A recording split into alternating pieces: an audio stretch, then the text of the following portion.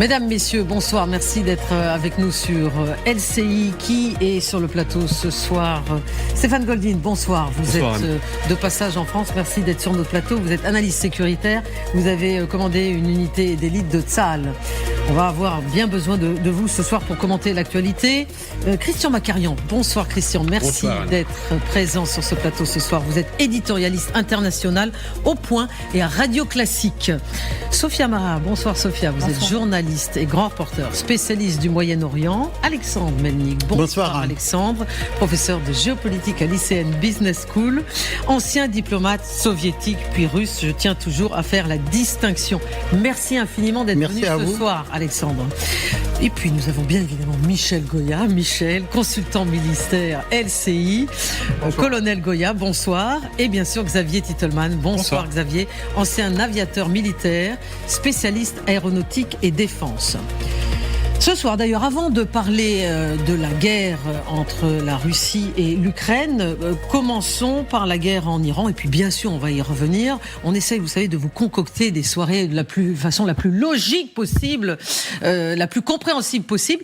Mais ce soir, il y a quelques instants, Donald Trump était en train d'inaugurer son nouvel avion Air Force One, puisque vous savez que l'ancien, c'est fini, qu'il a reçu celui-là du Qatar, qu'il a fallu d'ailleurs le mettre aux normes de sécurité, et il a visité l'intérieur comme on le voit sur ces images, avec une musique, ça c'est évidemment la musique qui a été choisie pour la communication du président des États-Unis. Et quand il est arrivé à son pupitre, il a dit plusieurs choses, on va y revenir dans la soirée. Écoutons ce qu'il a dit à propos de ce fameux accord, pré-accord de protocole d'entente entre les États-Unis et la République islamique d'Iran. Désormais, nous avons un accord avec l'Iran. Et nous avons 60 jours pour tout conclure. Mais si nous n'y parvenons pas, nous ferons des choses qui ne réjouiront pas les Iraniens. Je ne pense pas que nous en arriverons là. Je pense que tout va très bien se passer. Rappelez-vous que si nous bombardons à nouveau, vous n'aurez plus de pétrole qui coule à flot depuis Hormuz. Car les gens qui possèdent ces bateaux à plusieurs milliards de dollars n'aiment pas que les missiles sifflent au-dessus de leur tête ou voir des mines flotter autour d'eux. Bon, alors il y a beaucoup de choses dans ce que dit Donald Trump, Christian Macarian, mais si on condense, c'est toujours la carotte et le bâton, et il se remet à menacer. Oui, mais c'est un ton de rodomontade auquel nous sommes tous habitués. Vous n'êtes pas dupes. Non, c'est ce que vous voulez me dire. Je pense que ça ne doit plus nous atteindre autant que ça le faisait peut-être il y a quelques mois encore. Et ça a un usage évidemment politique intérieur très fort. Parce que là, il est en train de découvrir une nouvelle phase de son action politique. C'est que son action en Iran, là où elle est le plus critiquée, à part Israël bien sûr, c'est aux États-Unis. Et à l'intérieur de son propre camp, beaucoup de voix se font entendre.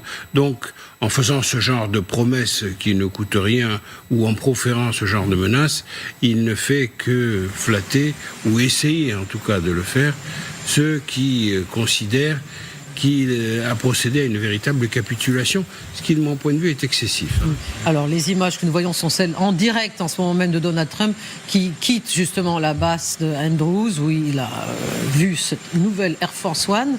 Il monte dans son hélicoptère pour aller à Camp David. Voilà, nous suivons minute par minute ce que fait le président Donald Trump. Et le week-end, souvent, il se balade entre différents endroits. Oui, Christian. Il y a une ironie quand même très forte au fait que cet avion présidentiel est offert par le Qatar, oui.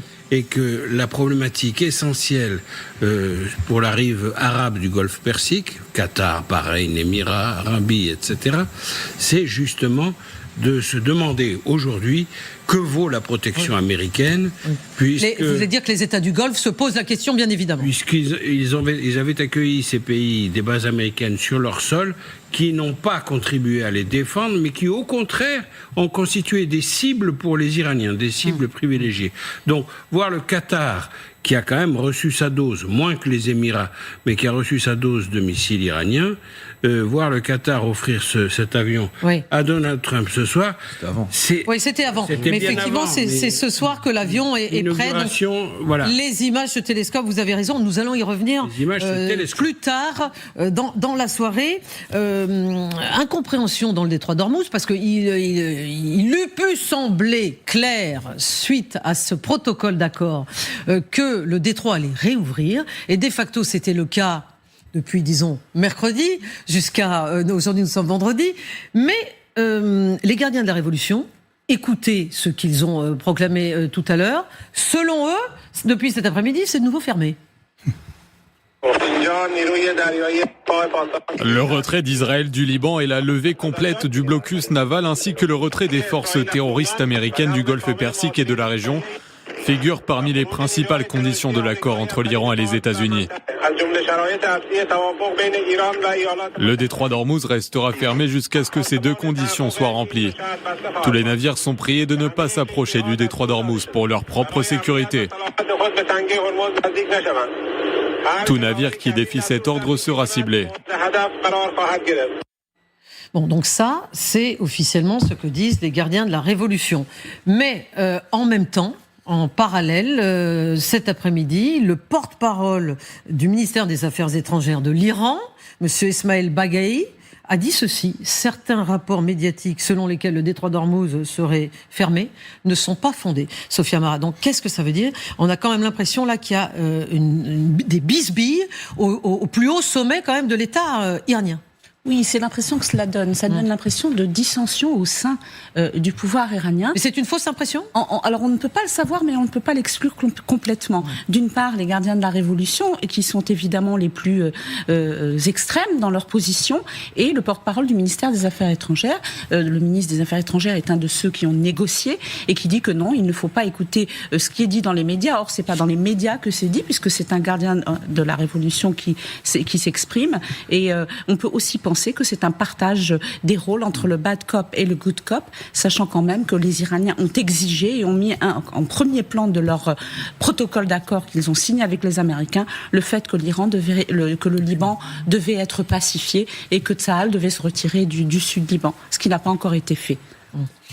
On va y revenir plus tard dans la soirée parce que tout se bouscule en Israël, entre Israël et le Hezbollah. Un 5e cessez-le-feu a été proclamé tout à l'heure. Donald Trump a fait des déclarations à ce propos et à propos de son ami, enfin on ne sait plus, Bibi Netanyahou. Tout ça c'est pour tout à l'heure, mais revenons à une autre guerre qui est celle entre la Fédération de Russie et l'Ukraine, puisque dans la nuit du 17 au 18 juin, Moscou a subi l'une des plus importantes attaques de drones depuis 2 ans. Selon le ministère de la Défense russe, 555 appareils ukrainiens ont été neutralisés au-dessus de la Russie. Près de 200 drones ont visé la capitale et sa région, la région de Moscou donc, faisant au moins 17 blessés, dont 2 enfants. Et c'est le 1576e jour de guerre. Bien sûr, Alexandre Melnik, les médias d'État russes ont minimisé. Complètement minimisé ce fait, mais il y a quand même des informations qui ont circulé. Même les médias.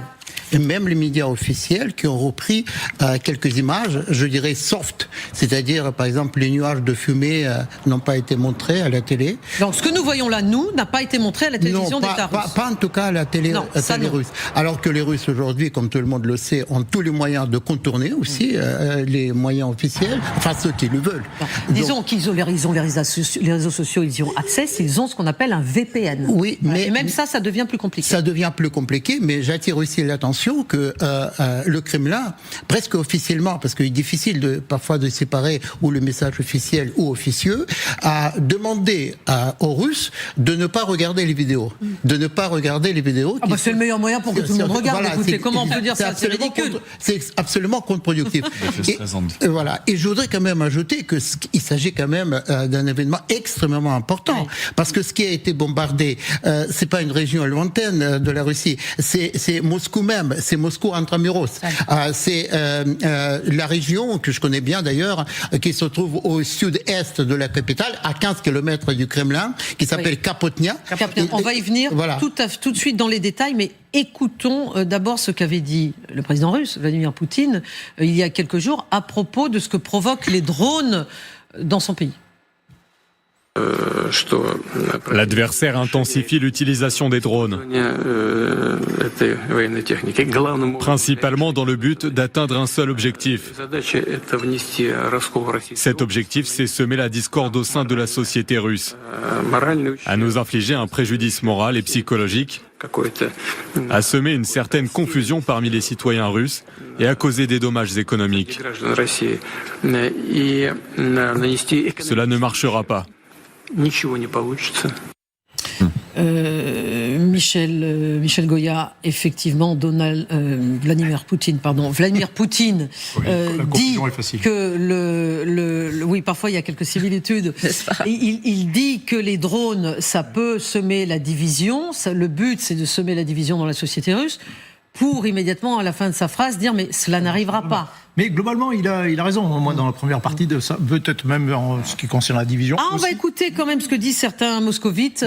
Oui, ça devient compliqué. Mais oui, ça devient compliqué parce qu'effectivement, c'est au cœur de la Moscovie véritablement que la guerre se porte. On la voit, c'est visible. Quand vous voyez les explosions, vous voyez de la fumée partout. Rappelez-vous déjà aussi les fumées à Saint-Pétersbourg il y a pas si longtemps que ça. Et donc, dans un certain nombre de régions périphériques, socialement ou ethniquement, la guerre, on la voit. On la voit avec les cercueils. Oui, là, parce que là, ça devient quand même très sérieux. Mais dans le cœur préservé un petit peu de la Moscovie, c'était une guerre lointaine, finalement. C'était un peu une expédition. C'est surtout que la Russie est grande. Et la Russie est vaste. Et donc là, oui, ils le voient. Ils le voient, et puis ils le sentent aussi. Ils le sentent très concrètement, même dans leur vie de tous les jours, quoi. Alors précision tout de même sur cette frappe, sur cette raffinerie que vous avez nommée tout à l'heure, Alexandre Kapotnia. Elle aurait été touchée. On va voir le détail, mais d'abord regardons ensemble justement ce qui s'est passé. On regarde, on écoute.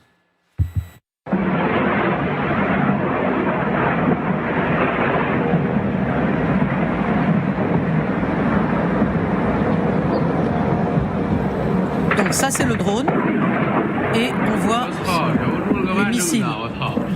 Et c'est un missile russe qui finalement tombe sur cette raffinerie. Xavier Titelman, est-ce que vous pourriez nous expliquer? Parce que ce qui s'est passé, c'est que la chape de plomb d'un des réservoirs, parce qu'il y en a plusieurs de cette raffinerie, a littéralement sauté en l'air. On le voit bien à l'image, là, avec au-dessus de ce nuage. Et donc, elle a été touchée, cette chape de plomb, par un missile russe de défense antiaérienne. Exactement. Alors, il faut savoir que n'importe quel type d'explosif qui aurait tapé à cet endroit-là aurait provoqué le même type d'explosion. Surtout qu'un missile de défense aérienne a moins de quantité d'explosifs que les drones ukrainiens qu'on voit là. Ah bon, moins de quantité d'explosifs? C'est un missile tiré... Donc ça aurait été le drone ukrainien qui aurait atteint, ça aurait été encore bien pire. Ça aurait certainement tapé. Mais là, c'est clairement l'embrasement de tous les gaz inflammables qui sont en dessous qui provoquent cette éjection. Ça aurait eu le même résultat. Il faut savoir que les drones ukrainiens ont plutôt tendance à taper les infrastructures de production, et là c'est juste un stock. Donc finalement le stock, ça vous détruit quelques dizaines de milliers de tonnes de carburant, mais c'est fini. Donc finalement ces gros réservoirs, c'était pas la cible principale, et les drones ukrainiens visent plutôt les infrastructures pour que ça mette des mois et des années à être relancé. Et on le voit effectivement, les systèmes de défense aériens russes ont de plus en plus de mal à intercepter ces drones. Et en l'occurrence, le missile part, mais il n'arrive pas à accrocher cette cible. Notamment parce que les missiles aériens, quand vous êtes dans un environnement... il faut comprendre que les missiles anti-aériens vont accrocher la chaleur. Donc vous accrochez la chaleur, donc vous accrochez notamment le moteur du drone, mais quand il y a tout qui est en train de cramer autour, des points de chaleur, vous en avez plein partout. Et donc si vous n'avez pas un missile intelligent avec un radar à l'intérieur, quand vous accrochez sur la chaleur, finalement c'est probablement une des raisons pour lesquelles il est parti à l'horizontale. Il a tapé au hasard, et la grande différence avec les missiles que nous on a, c'est que quand il n'accroche pas une cible sérieuse, nous, c'est censé s'autodétruire. Bon. Là, en l'occurrence. Mais est-ce que c'est fréquent, là, ce qui s'est passé?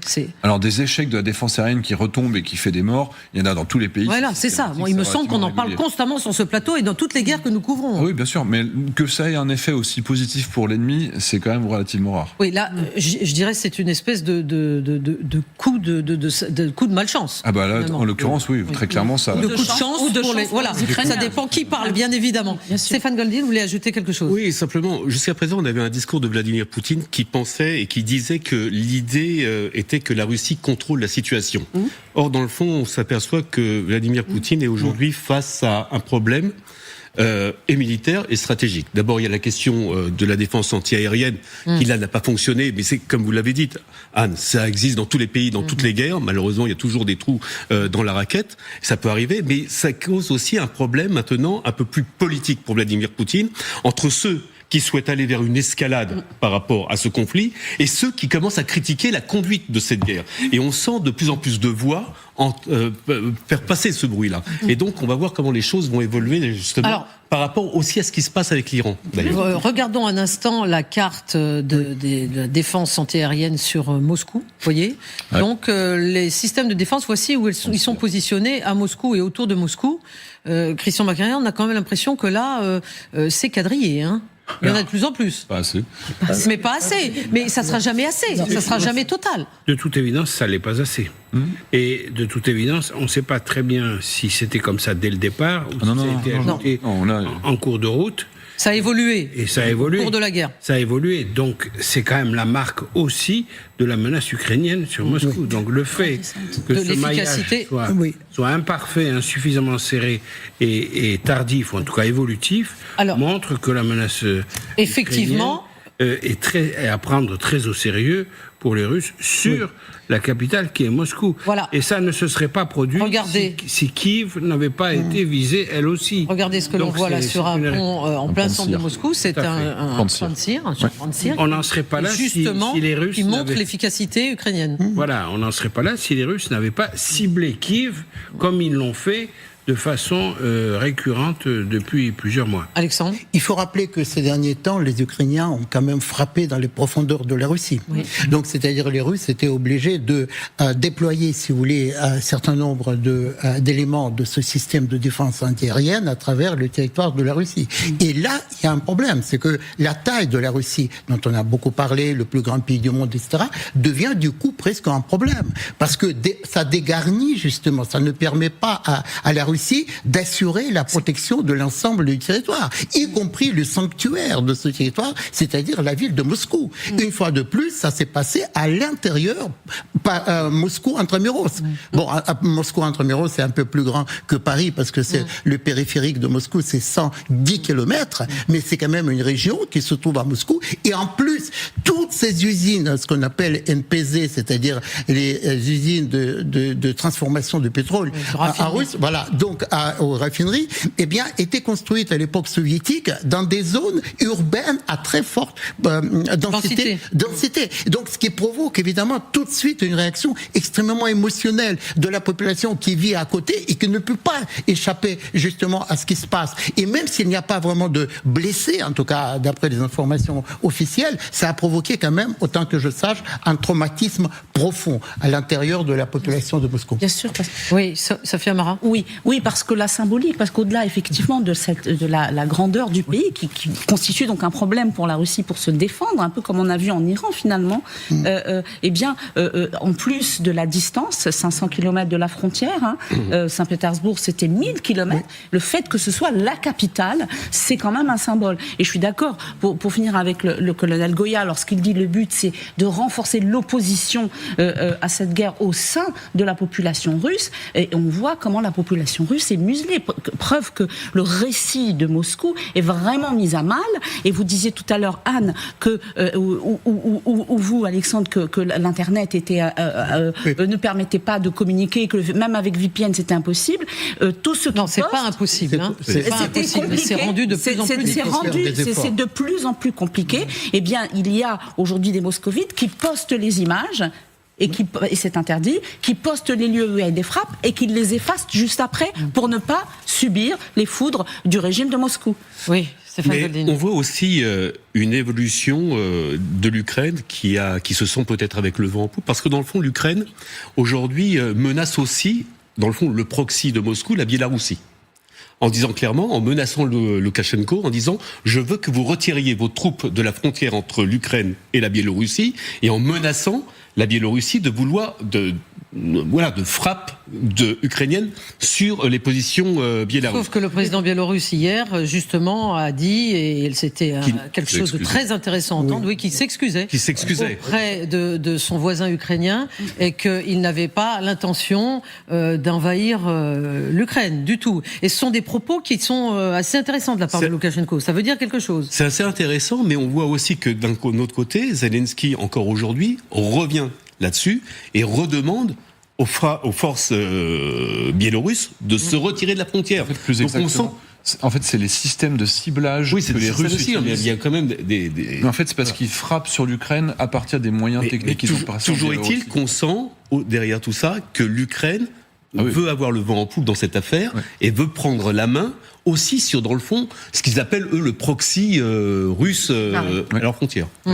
En tout cas, évidemment, Sergei Lavrov, le ministre des Affaires étrangères russe, a immédiatement réagi hier. Mais écoutons plutôt ce qu'a dit Dmitri Peskov, le porte-parole de Vladimir Poutine, en réaction à ces frappes, à ces tirs de drones de la nuit dernière. Vous verrez prochainement d'autres images venant de différentes villes touchées en Ukraine. Ces images de nos frappes sont impressionnantes et elles vont se poursuivre.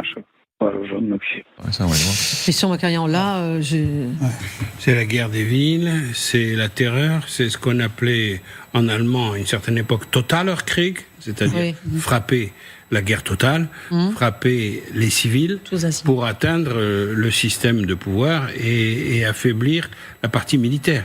Donc la Russie s'obstine et comme toujours avec Vladimir Poutine et son entourage, quand ça va mal, on pratique la surenchère, toujours. C'est-à-dire qu'on ne va pas du tout se mettre à discuter, on ne va pas se mettre à tergiverser, on augmente la dose de terreur. Et là, l'objectif clair de la Russie, c'est de faire régner la peur sur l'Ukraine, qui résiste de façon à laquelle l'Ukraine résiste de façon franchement assez héroïque. Ils vont faire quoi, quoi de plus qu'ils le font déjà, quoi. Michel, vous posez cette question. Qu'est-ce que les Ukrainiens peuvent-ils faire chaque fois, en plus les pires horreurs. Il faut quand même rappeler que... Qu'est-ce que les Russes peuvent faire en plus? Les Russes peuvent faire. Je rappelle qu'ils ont lancé quand même une véritable bataille de Kiev. C'est eux qui ont dit, voilà, on va détruire Kiev. C'est eux qui ont attaqué le cœur historique. Maintenant, qu'est-ce qu'ils peuvent faire de plus que ce qu'ils ne font déjà? Je vois pas, en fait. Ils peuvent rebalancer des Oreshnik tant qu'ils veulent. Ils sont au maximum. Alors, bon, d'accord, mais je me fais l'avocat du diable, mais enfin, les Russes également ne flanchent pas. C'est-à-dire, les Ukrainiens non plus, mais les Russes non plus. Donc, finalement, ni d'un côté ni de l'autre, il n'y a de percée. Les cibles stratégiques sont pas les mêmes. C'est-à-dire que les Ukrainiens tapent réellement sur l'économie russe, sur leur capacité à produire des armes et sur leur armement. Les Russes tapent sur les églises, sur des centres culturels, sur des stations d'épuration. Donc, pas que, quand même, pas que. Si je peux me permettre de répliquer à Michel, puisque vous posez une question, Michel. Qu'est-ce qu'ils peuvent faire de plus? Ils peuvent faire des choses monstrueuses au niveau du choc collectif émotionnel. Ils ont déjà frappé le monastère de la Laure des Grottes, qui est le plus haut lieu de l'orthodoxie, y compris russe, parce que c'est touché, aux racines même de la nation russe et de sa conversion à l'orthodoxie. Donc c'est quand même quelque chose de très choquant. Ils peuvent multiplier ce genre de frappes sur des lieux, y compris en faisant énormément de victimes civiles. On peut tout imaginer. Quand même, ils ont fait à Grozny des choses. Je crois que Anne est très documentée sur ce sujet. Mais raser une ville, ça se ferait plutôt avec de l'artillerie. Oui, c'est vrai. Les villes, c'est l'artillerie, en fait. Bon, en tout cas, il y en a un qui... Ils peuvent toucher des lieux extrêmement sensibles. Donc vous dites, Christian, qu'ils pourraient, les Russes, toucher des lieux extrêmement sensibles. Symboliques, sensibles. Et ils ne le font pas. Pour le moment, c'est ce que vous dites. En tout cas, ils l'ont fait avec la cathédrale. Ils ne réitèrent pas. C'est ça que je veux dire. Tout ça pour vous dire que d'abord, on va écouter ce que dit Solovyov, le propagandiste de Moscou. Mais personnellement, quand j'étais en Russie il y a encore assez peu de temps, j'ai beaucoup entendu ce son de cloche de la part de gens qui sont pro-Poutine. Tout le monde ne l'est pas en Russie, mais certains disent que Vladimir Poutine est bien gentil, entre guillemets, disent ces personnes, de ne pas au maximum envoyer ces bombes sur d'autres cibles. C'est un discours que l'on entend en Russie. Écoutons ce qu'a dit Solovyov, qui est à la télévision d'État russe, qui a une émission extrêmement populaire tous les soirs, et également une chaîne qui lui est dédiée. Là, c'est dans sa chaîne en journée qu'il a tenu les propos que vous allez entendre. C'est la guerre, et l'ennemi mise sur une défaite stratégique de notre part. C'est pour cela que l'OTAN continue de renforcer l'Ukraine et essaie de nous déstabiliser depuis l'intérieur du pays. J'ai d'abord entendu puis vu les drones survoler Moscou. Maintenant, j'ai encore plus envie d'appuyer sur le bouton nucléaire. Et 90% des Russes pensent comme moi. Pourquoi ne pas mettre le feu à toute cette meute ? Je sais que vous le voulez aussi, et je suis convaincu que c'est à la fois nécessaire et inévitable. Bon, là, Dimitri Solovyov, je ne sais pas trop ce qu'il lui a pris quand même, parce qu'il parle très. On a été obligé d'accélérer un peu son débit parce qu'il parle très lentement, ce qui n'est pas du tout son habitude. Et il veut peut-être, Alexandre, insister sur ce sujet. Et c'est pas la première fois qu'il le dit, que c'est peut-être le moment d'appuyer sur le bouton nucléaire. Donc, mais ça, à quoi ça correspond ? Ça, c'est le discours ambiant, qui on avait déjà entendu plusieurs fois, qu'il y a un courant de pensée et d'action d'ailleurs en Russie qui accuse finalement Poutine d'être trop mou. Donc qu'il l'encourage à aller beaucoup plus loin, utiliser aussi le bouton nucléaire ou en tout cas l'arme nucléaire tactique.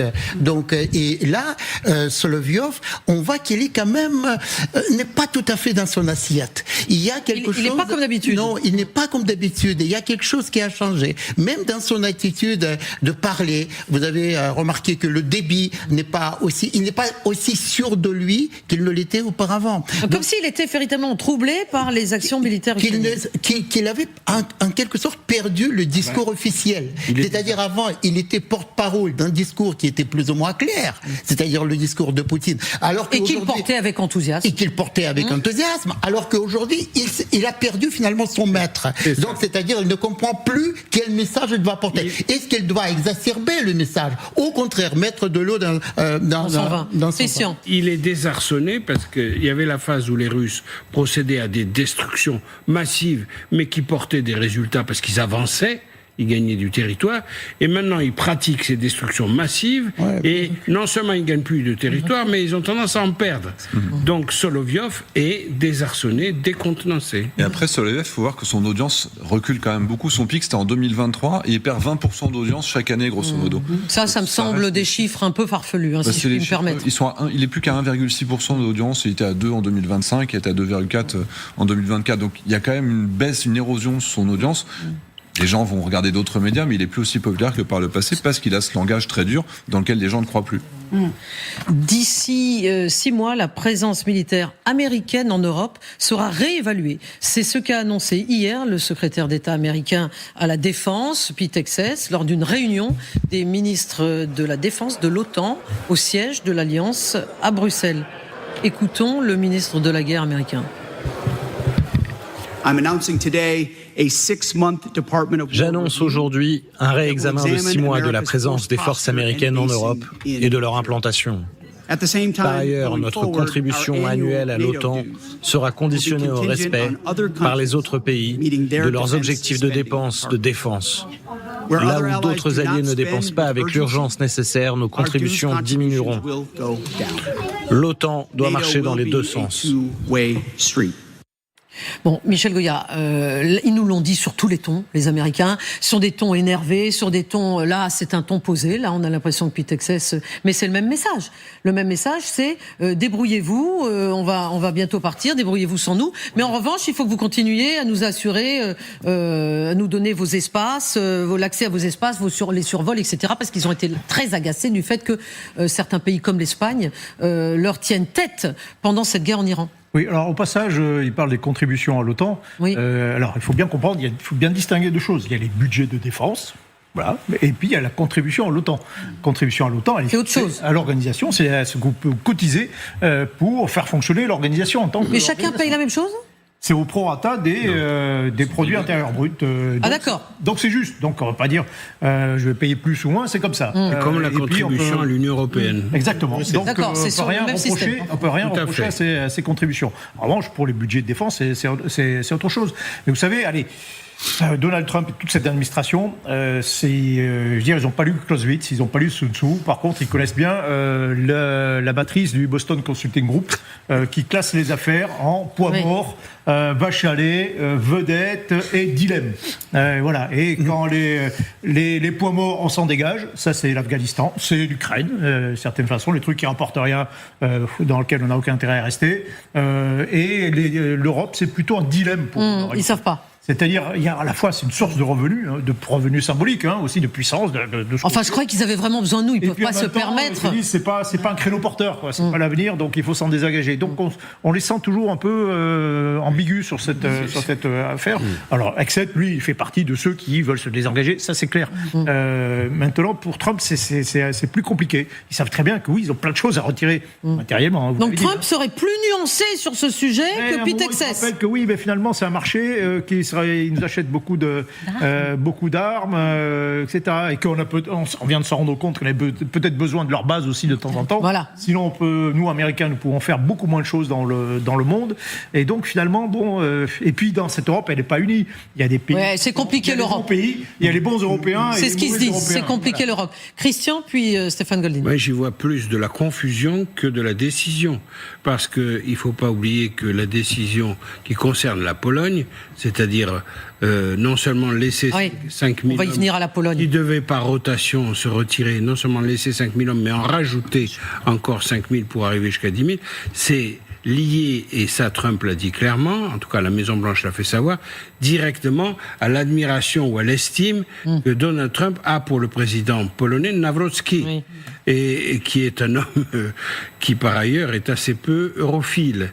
Donc, oui, et il vient d'ailleurs, pardon de faire cette digression, mais il vient d'annoncer qu'il retirait la plus haute distinction de son pays, donc ce président polonais, au président ukrainien, à Volodymyr Zelensky. C'est l'ordre de l'aigle blanc. Il la lui retire. Je dis ça parce que vous m'avez donné la possibilité de le dire en expliquant que c'était un président qu'on connaît assez mal d'ailleurs, mais qui est assez ambigu parfois. Oui, parce que Nawrocki, le président polonais, reproche à Zelensky d'avoir été insuffisamment sévère avec certains groupes d'extrême droite ukrainiens qui se rattachaient à un passé anti-polonais violentissime. Oui. Et donc, il avait promis que cette sanction arriverait. Voilà. Ça fait quelque D'accord. chose. Alors ça on en débattra à un autre. Oui, c'est sans doute symbolique, mais en tout cas, ça va pas aider les relations bilatérales entre la Pologne et l'Ukraine. C'est que dans la décision d'administration Trump concernant la Pologne, il y a quand même du préférentiel individuel, que c'est pas forcément une vision stratégique. Je crois pas que ça remettra en cause le retrait qui a été décidé sur l'Allemagne. Celui-là s'accomplira quand même. Alors, je vous donne la parole tout de suite sur la Pologne, Stéphane Goldin, parce que justement, la Pologne est l'allié modèle des États-Unis en Europe, et que jusqu'à présent, la Pologne accueillait des forces américaines par rotation ici en Europe, sur son sol. Mais la Pologne souhaite autre chose. Elle souhaite depuis longtemps une présence militaire américaine plus importante sur son sol. Hier, le ministre polonais de la Défense a rencontré le Pete Hegseth et qui a répondu favorablement à cette proposition de base permanente. Voici ce qu'en a dit ce ministre de la Défense polonais. La Pologne est un allié modèle pour les Américains et ces derniers donneront la priorité à leur engagement avec la Pologne.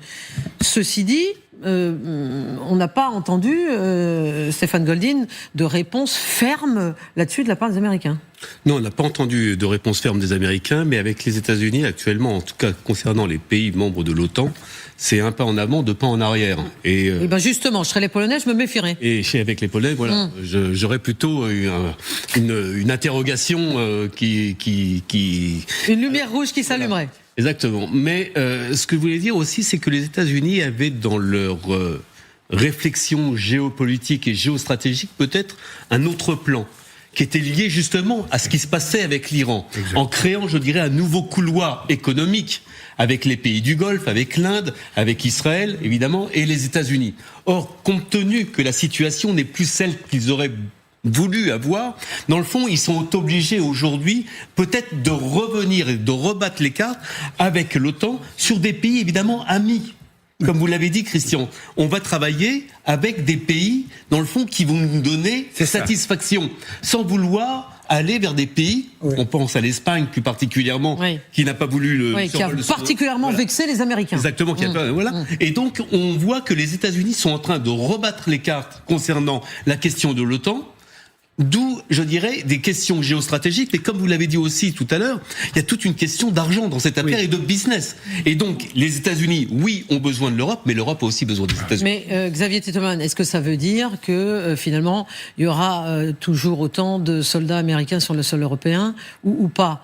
Théoriquement, Trump a dit qu'il voulait en retirer une partie. Maintenant, est-ce que ce sera plutôt un transfert pour se retirer des pays? Est-ce que c'est les Polonais qui vont récupérer tous les soldats américains? Si les Américains retirent leurs soldats d'Allemagne et qui veulent augmenter leur présence en Europe de l'Est, effectivement, ce serait peut-être la Pologne qui en profiterait. Accessoirement, stratégiquement, les infrastructures allemandes sont très pratiques, sont très bonnes, elles sont historiquement présentes, mais quand on se rapproche du front, c'est aussi structurellement pertinent d'être plus sur la Pologne et moins sur l'Allemagne dans le cadre d'un conflit avec la Russie. C'est pour ça que c'est la raison pour laquelle, Xavier, les Polonais veulent créer une base. Ils avaient d'ailleurs baptisé dans le passé, pendant le premier mandat de Trump, Fort Trump. Oui, c'est ça. Donc ils sont très forts, les Polonais. Ils avaient tout compris dès le premier mandat. Sophia, vous voulez dire quelque chose? Dans le sens du poil. Oui, c'est tout à fait vrai. Stéphane, vous avez raison. Il joue un petit peu au domino en déplaçant d'ici et là, en faisant un pas en avant, deux pas en arrière, en fonction du caractère ou que ce sont des élèves sages ou pas et proches de Trump ou pas. Au final, il y a quand même la loi derrière tout ça, parce que selon on ne peut pas diminuer drastiquement le nombre des soldats américains en Europe, qui vacille entre 35 et 39 000. Je parle sous votre contrôle, c'est le minimum. Non, je parle du minimum, c'est 35 à 39 000 hommes, sans passer par le Congrès. Oui, c'est plutôt 80 000. 80 000 permanents. Sachant qu'il y a des permanents, il y a des tournants. Des rotations. Je parle des permanents, mais en tout cas, ils ne peuvent pas les changer sans l'autorisation du Congrès. Oui, comme toutes les décisions importantes quand même de politique étrangère. De politique militaire. Mais ce qui se passe, c'est qu'on sent effectivement une orientation plutôt vers le bilatéral.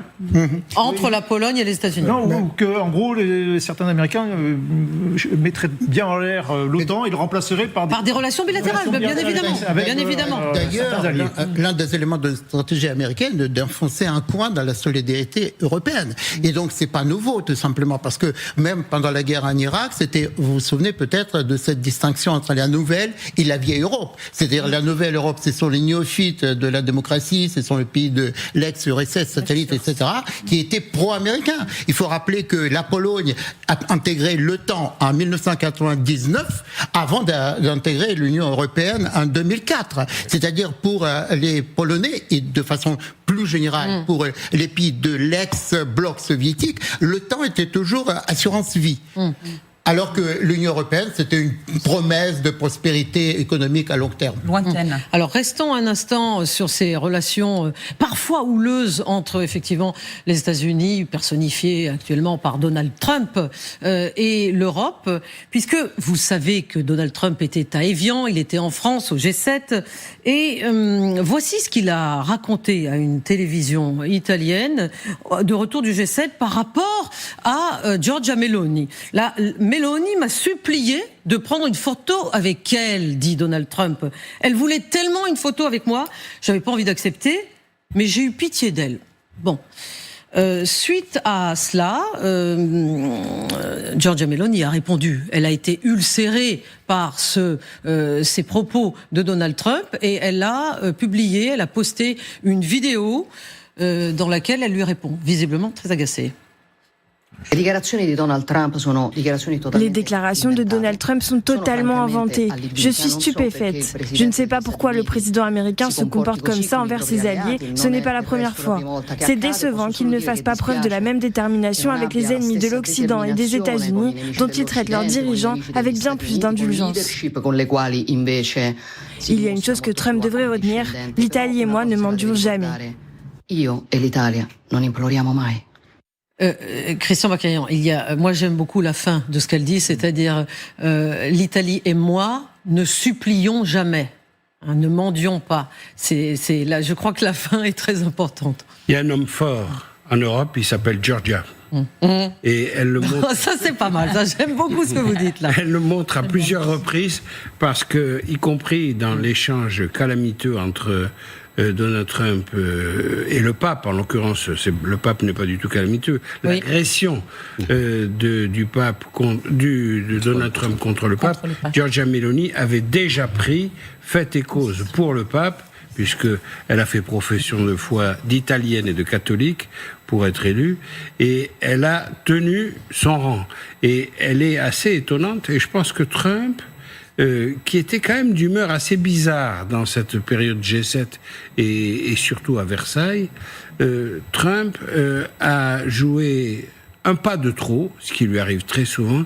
Il s'est pas rendu compte que malgré sa petite taille, Giorgia Meloni était sacrément énergique et qu'elle lui a répliqué du tac au tac. Alors oui, et ça continue, parce que il a également, il a répliqué encore plus Donald Trump. Voici ce qu'il a dit. C'est une grande fan à propos de Giorgia Meloni. Mais je ne veux pas d'elle comme fan. Là, c'est puéril, littéralement comme échec. Il n'a pas su s'arrêter là. Là, on ne sait plus où on est. C'est pas du niveau d'un chef d'État, mais bon, il faut s'y habituer. Et regardez ces images. C'était à Évian au G7. Les images sont très intéressantes. Moi, j'aime bien faire parfois de la... Regardez, Giorgia Meloni, dont on ne voit pas, on peut pas lire sur les lèvres. Bon, von der Leyen passe devant. Elle parle à Trump. Regardez la moue boudeuse de Donald Trump, qui est en train d'écouter ce que Giorgia Meloni lui dit, avec les mains, comme une Italienne qu'elle est. Elle lui parle en anglais. Oui, elle n'a pas l'air d'être en train de supplier. Hein. Et lui n'a pas l'air très content non plus. Voilà. Oui. Michel Goya. Non, mais j'ai déjà vu ces images. Alors peut-être qu'elle engueule parce qu'il est arrivé en retard et que... Non, je crois pas. J'essaie. Elle est en train d'essayer de convaincre de quelque chose. Non, oui, peut-être. Non, mais il faut rappeler aussi la séquence précédente. Et regardez Merz derrière. Trump arrive en retard en disant je suis le boss et voilà, et je vous emmerde. Bon. Oui, vous avez raison. Il est arrivé en retard et la première chose qu'il a dite, c'est je suis le boss. De cette image, vous étiez en réunion à la Maison Blanche, c'est une image photo célèbre. Maintenant, vous avez déjà une sorte de G7 avec Donald Trump assis sur son bureau, et puis vous avez tous les chefs d'État qui sont en face de lui. Il faut zoomer sur la tête de Meloni dans cet aéroport. Oui, mais là, je trouve quand même qu'il l'écoute. Hein. C'est elle qui parle. Oui, elle parle, il écoute. Il est en train de l'écouter. Finalement, il tient en tête. Et moi qui avais participé à un certain nombre de sommets, donc je sais qu'il y a un théâtre, finalement, qui se déroule en marge des négociations. Et ça, on est vraiment là-dedans, en plan dedans. C'est-à-dire, il y a des grimaces, il y a des gestes, il y a cette espèce de jeu, finalement, qui se déroule sous nos yeux. Mais c'est une sorte de dépit amoureux en quelque sorte, parce que au départ, donc elle était très amoureuse, si j'ose dire, de Trump, et vice versa, et après il y a cette période de refroidissement. En tout cas, le Pentagone a besoin de 90 milliards de dollars pour couvrir. Pardon, 80 exactement, je rajoutais 10, 80 milliards de dollars, ce sont les sommes qui manquent au Pentagone pour couvrir les coûts de la guerre en Iran. C'est ce qu'a déclaré hier, tout à fait officiellement, le secrétaire adjoint à la Défense, Stephen Feinberg. On n'a jamais eu d'ailleurs tout à fait, Christian Macarian, le devis complet pour cette guerre. Les parlementaires américains ont eu beau insister. On parlait de 29 milliards, mais ça c'était au mois de mai, donc les coûts ont dû augmenter. On n'a pas de chiffrage depuis, et en plus ce chiffrage est contesté par la Maison-Blanche. Donc, ils n'arrivent pas à se mettre d'accord. Dans ces cas-là, la meilleure stratégie de communication, c'est de faire régner le flou et la confusion. On est dans le flou. Donc c'est voulu. Bien sûr.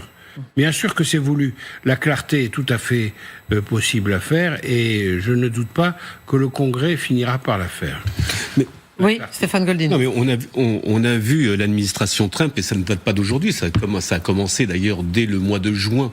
De l'année dernière. L'année dernière, 2025, demander à avoir des avances budgétaires par rapport au budget de la défense, compte tenu des actions qui étaient menées sur le terrain. Et on a vu ces derniers mois, à maintes reprises, le ministre de la Défense revenir sur la question, du budget, et d'où peut-être aussi ces trêves qui ont eu lieu pour éviter justement que cela passe dans des canaux, parlementaires, des couloirs parlementaires, pour justement éviter. Parallèlement à cela, on sait aussi que les États-Unis ont lancé énormément d'appels d'offres sur du matériel militaire aussi pour pouvoir compléter leur propre situation, leur propre matériel. Donc on voit derrière tout ça que cette guerre, évidemment, a un coût, évidemment qu'elle a un coût. On n'a pas de chiffres concrets, mais de toute façon, on sait que ça doit se chiffrer en quelques centaines de milliards, à mon avis. Oui, si on prend les coûts indirects, économiques... Exactement. Voilà.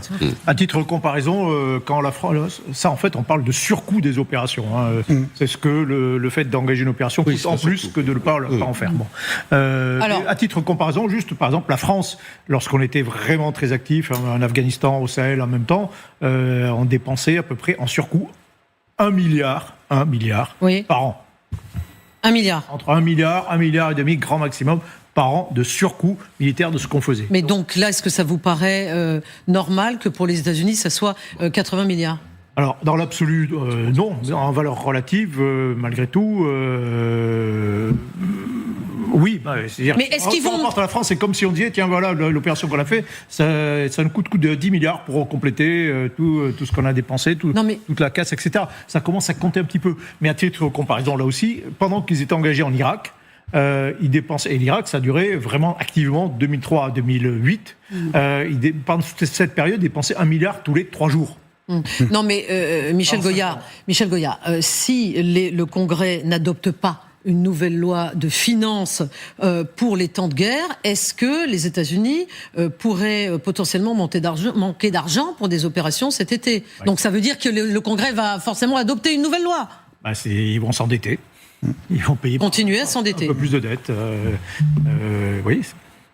Il y a trop de guerres, trop de guerres coûtent trop cher. Mais alors, il y a le prix fixe des équipements, puis effectivement, quand vous avez des opérations, les marins, les militaires qui sont en opération, ils ont des primes de risque et des primes d'éloignement. Vous avez de la logistique en plus, vous avez du pétrole à payer pour tous ces bateaux, pour tous ces avions qui font les allers-retours. Et puis quand les avions, ils vont gaspiller des centaines et des milliers d'heures de vol, ça fait de la maintenance supplémentaire. Et c'est ça les surcoûts qui vont s'ajouter sur le budget de base, qui est le budget de fonctionnement classique d'une armée, avec ses programmes, ses achats d'équipements, et le salaire des militaires normal. Donc la question c'est, est-ce que les Américains peuvent se permettre de rajouter des guerres et de faire des opérations toutes les 3 semaines au Venezuela, en Iran, demain ou à Cuba ? Si le Congrès n'accepte pas de financer les guerres qui sont décidées par Trump, peut-être qu'ils vont aller au bras de fer pour dire à Trump, désormais, si tu veux aller à Cuba, tu dois le faire avec notre autorisation. Oui, mais avec... Si vous nous rejoignez, nous sommes en train d'essayer de comprendre comment les États-Unis vont faire pour continuer à financer les guerres qu'ils ont eux-mêmes commencées, puisqu'il manque 80 milliards de dollars qui n'ont pas encore été votés par le Congrès américain, et ça pourrait éventuellement poser quelques problèmes, Alexandre Melnik. Quelques problèmes, et ce qui est complètement paradoxal, c'est que Donald Trump est arrivé au pouvoir en essayant de mettre fin quand même aux guerres, en disant que non, pas d'aventure extérieure, etc., alors que c'est lui, en quelque sorte, qui a introduit la guerre en tant que norme des relations internationales. Et les métastases de la guerre aujourd'hui se propagent un peu partout dans le monde. Et la guerre, ça coûte cher. C'est-à-dire, c'est le contraire au business qui était au départ quand même le slogan, le mot-clé de Donald Trump. Alors justement, écoutons ce que Donald Trump a dit il y a quelques minutes à peine, puisqu'il était en train d'inaugurer, voilà, il sort satisfait de son nouvel Air Force One. Vous savez, c'est cet avion, ce Boeing 747 qui lui a été offert par le Qatar. Il n'a pas encore volé, il a été mis aux normes. Trump, très satisfait, voilà, fait son signe habituel de victoire. Il descend très précautionneusement les marches, parce que effectivement, j'ai lu quelque part qu'il faisait attention. Il sait très bien que tout le monde le regarde quand il descend les marches, donc il fait attention. Il s'arrête quelques instants. Il est très bon en communication, comme tout le monde sait. Et à son pupitre, voici ce qu'il a dit sur cet accord, ce protocole d'accord qu'il a signé, vous savez, à la grande surprise à Versailles, mercredi soir. Désormais, nous avons un accord avec l'Iran. Et nous avons 60 jours pour tout conclure. Mais si nous n'y parvenons pas, nous ferons des choses qui ne réjouiront pas les Iraniens. Je ne pense pas que nous en arriverons là. Je pense que tout va très bien se passer. Rappelez-vous que si nous bombardons à nouveau, vous n'aurez plus de pétrole qui coule à flot depuis Hormuz. Car les gens qui possèdent ces bateaux à plusieurs milliards de dollars n'aiment pas que les missiles sifflent au-dessus de leur tête ou voir des mines flotter autour d'eux. Oui. Michel Goya, donc Trump menace encore. On sait qu'il est content de cet accord, c'est-à-dire qu'il le considère comme un bon accord, mais en même temps, il évoque la question des mines et des possibilités de ce qui pourrait continuer à se passer militairement dans le détroit d'Ormuz. Il n'a pas lâché l'affaire. Oui, non, mais d'abord, il faut bien comprendre que 90% de ce que dit Trump est à destination des Américains et à destination de son électorat. Le reste du monde, il s'en fout. Donc oui, mais enfin, ça nous intéresse quand même ce qu'il dit. Bien sûr. Non, mais ce que je veux dire, c'est que là, il s'adresse aux Américains en disant, regardez, j'ai pas lâché la barre et que je tiens ferme l'affaire. Et donc, je profère la 82e menace depuis le cessez-le-feu. Vous savez, à partir d'un certain nombre de menaces, Bon, je précise bien que vous avez donné ce chiffre au hasard, oui. Michel. Voilà, parce que c'est peut-être plus que ça. C'est probablement plus. Non, mais bien sûr. Voilà. En même temps, il est un peu obligé de dire ça, dire voilà, évidemment, on est en période de négociation. Il faut qu'il envisage, qu'il mette un petit bâton quand même dans l'affaire, quoi.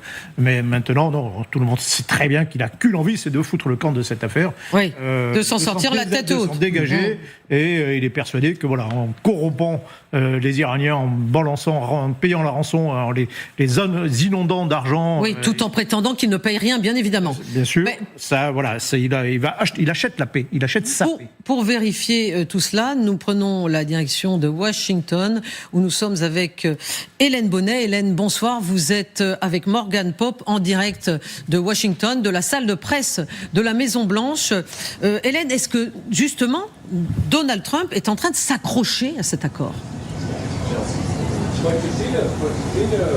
Oui, c'est l'impression que ça donne. Vous avez évoqué le coût financier de cette opération militaire. Il y a aussi le coût politique pour Donald Trump auprès de l'opinion publique, mais aussi au sein de son propre camp. Il y a eu beaucoup de critiques ces dernières heures. Donc oui, Donald Trump s'accroche à cet accord en maniant les incitations et les menaces. C'est le sonore qu'on a entendu il y a quelques instants, qu'il a prononcé ce soir avant de se rendre à Camp David pour le week-end.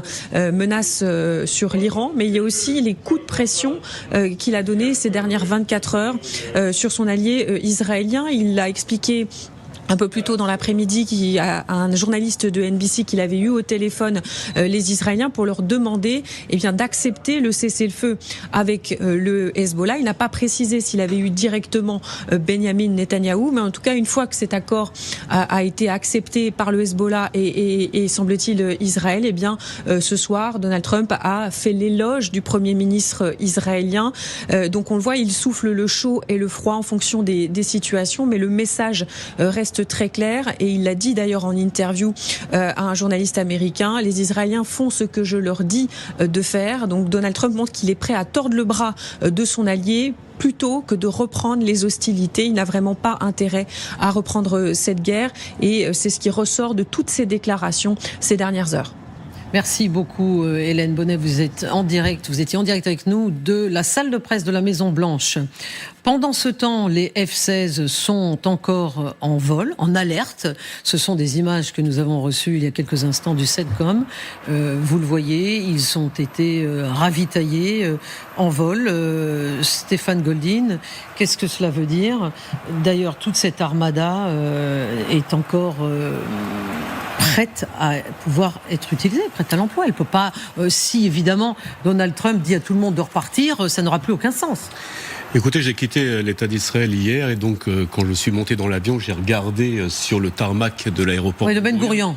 Et j'ai vu encore énormément d'avions de l'armée américaine qui étaient encore stationnés. Donc ces images que nous avons montrées à maintes reprises sur LCI sont encore valables. Il y en a moins qu'avant, mais il en reste quand même une bonne partie qui est de l'autre côté de l'aérogare. Donc on voit très bien que pour le moment, d'abord, il est très compliqué de faire rapatrier une armée en un claquement de doigts. Donc tout ça va prendre d'abord du temps. Deuxièmement, on est toujours dans une phase où il y aura des négociations qui vont commencer pour 60 jours. Alors pour le moment, on est sur cet accord, comme on l'appelle en Israël, cet accord de la capitulation. Mais concrètement, on est toujours dans cette négociation. Alors vous dites en Israël l'accord de la capitulation, c'est-à-dire capitulation des États-Unis. C'est une capitulation américaine. Oui. C'est une capitulation américaine. Parce que Trump, lui, pense à une capitulation iranienne, bien évidemment. évidemment. Mais c'est une et les Iraniens ne pensent le contraire. C'est une capitulation américaine. Et la preuve en est, c'est que... Donc Israël est d'accord avec la République islamique d'Iran. Oui, dans le fond, oui. Parce que, mais l'Iran, je vais vous dire, l'Iran a joué un très très bon coup dans cette affaire. Parce que dans le fond, en faisant pression sur le gouvernement américain pour mettre la question libanaise et imposer... On va y venir un peu plus tard. Simplement pour imposer à Israël de se retirer, donc demander à Trump, dans le fond, de faire pression sur Israël, dans le fond, ça mettait un point entre Israël et oui, de ce point de vue-là, ça a été efficace. Ça a été efficace, mais je voudrais simplement un petit mot simplement sur les 80 milliards de dollars. Oui. Simplement, il faut comprendre aussi qu'on arrive dans un moment des midterms, et la majorité aussi risque de changer. Et donc la question du vote aux États-Unis aussi risque de modifier. D'où aussi toute la campagne de Trump par rapport à cette guerre actuellement. Ils sont pressés. Écoutons ce qu'a dit hier Pete Hegseth quand il était à Bruxelles à propos justement du point de vue militaire, de la présence, de la force militaire américaine en présence toujours sur place au Moyen-Orient. Nous serons prêts à reprendre les opérations si l'Iran ne tient pas ses engagements, à savoir renoncer aux armes nucléaires, abandonner ses ambitions nucléaires, céder ses matières nucléaires et fermer ses installations nucléaires. Le ministère de la Défense est prêt à intervenir. Nous préférons ne pas le faire, mais nous nous y préparons. Bon, vous l'avez entendu, Pete Hegseth considère que tout est prêt à agir.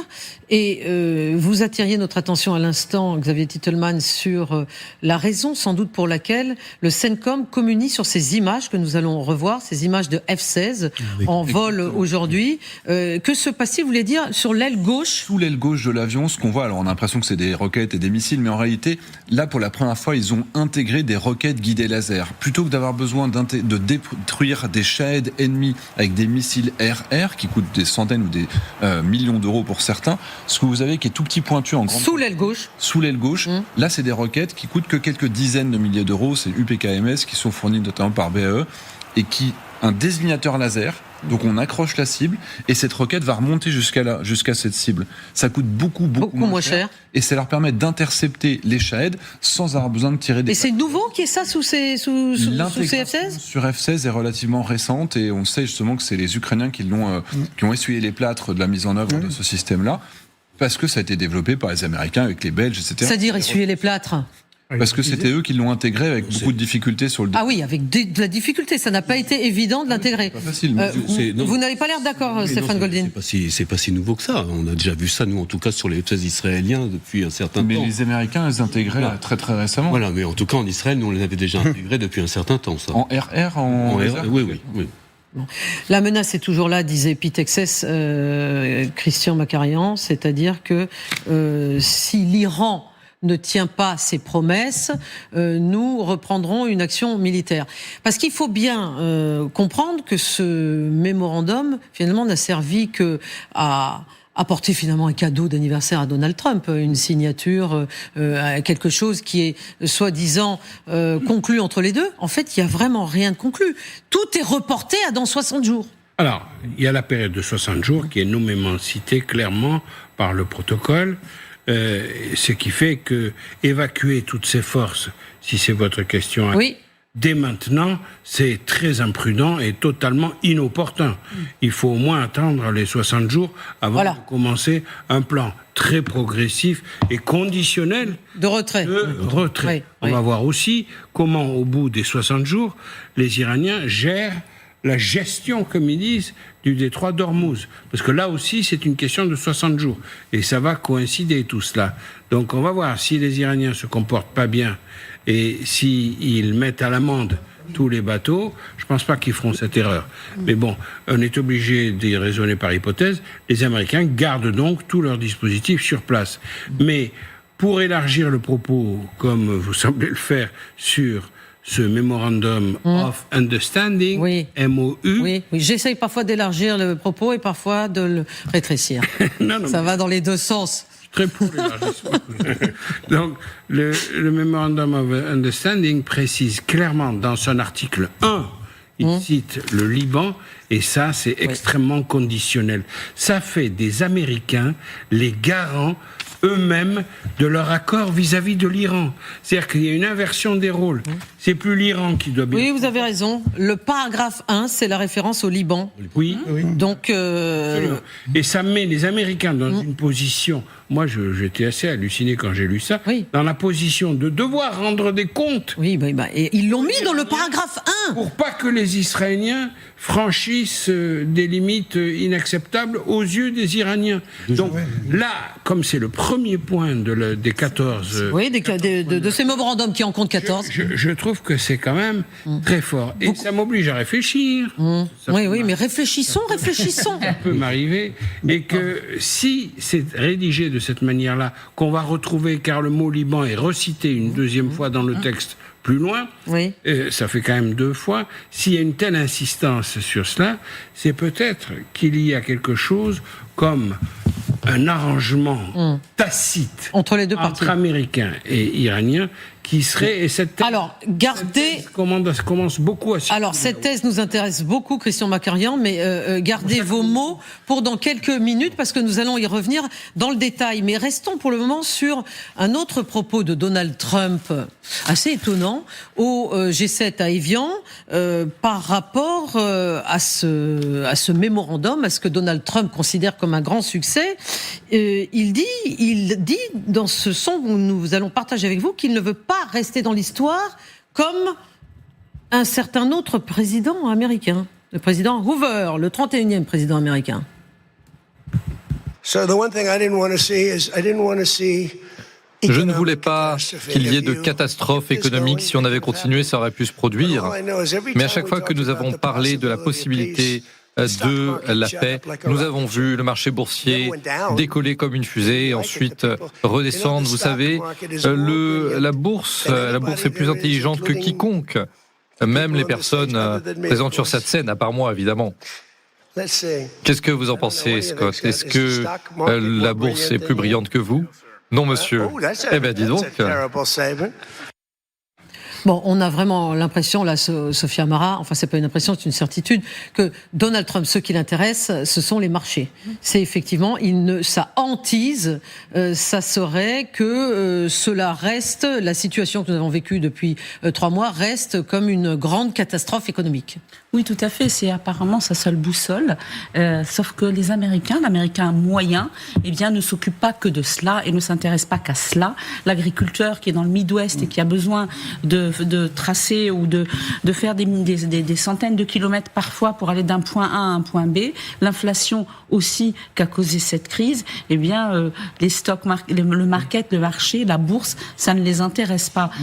Ensuite, la bourse ou l'amélioration de la situation des places boursières n'a jamais été un critère pour juger le succès stratégique d'une opération militaire dans laquelle s'est impliquée la première puissance mondiale et qui a duré plus de 100 jours et qui au final n'a rapporté aucun succès politique ou stratégique. Donc il a beau parler de la bourse, de tout ce qui fait que de tout ce qui s'est calmé, en tout cas le prix du pétrole depuis que les canons se sont tus, ça n'est pas le seul critère pour juger son opération qui est un fiasco. Et ça, je pense que lui-même le sait. Et comme vous le disiez tout à l'heure en plateau, il s'adresse d'abord à son public américain.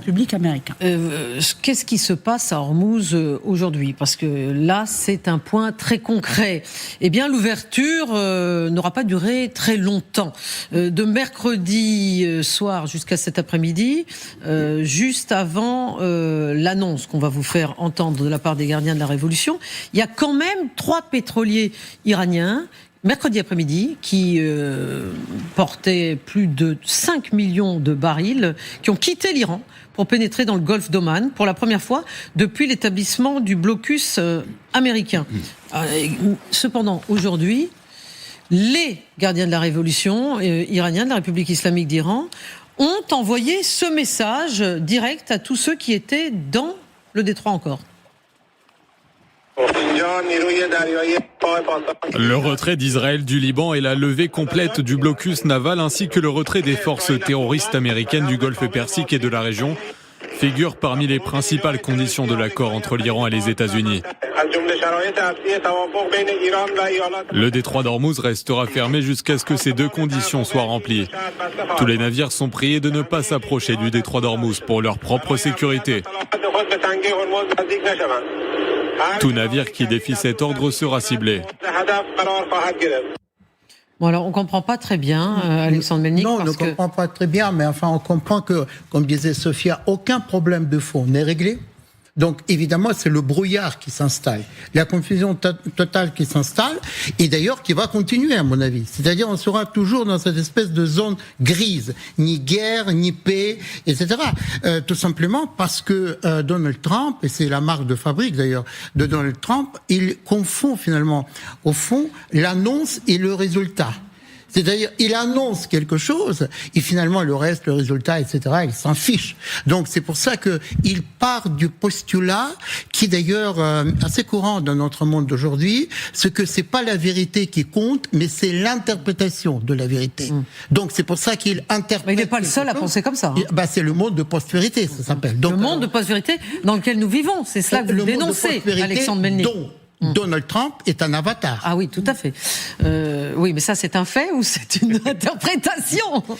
Bon, je pense que c'est une réalité. Toujours est-il que les gardiens de la Révolution, vous venez de l'entendre, disent que le détroit d'Ormuz est fermé, qu'il est refermé, alors que Christian Macarian, et c'est ça que nous allons essayer de comprendre, le porte-parole du ministère des Affaires étrangères de la même République islamique d'Iran, dit ceci: certains rapports médiatiques selon lesquels le détroit d'Ormuz serait fermé ne sont pas fondés. Donc que se passe-t-il au plus haut sommet de Téhéran?